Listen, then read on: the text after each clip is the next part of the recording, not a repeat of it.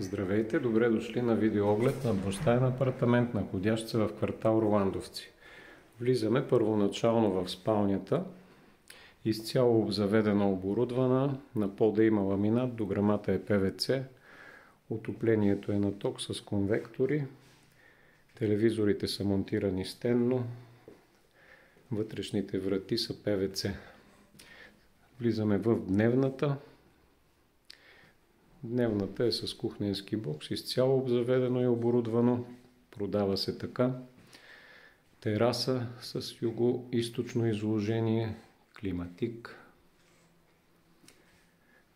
Следват мокро помещение, баня и тоалетна. Ето го мокрото.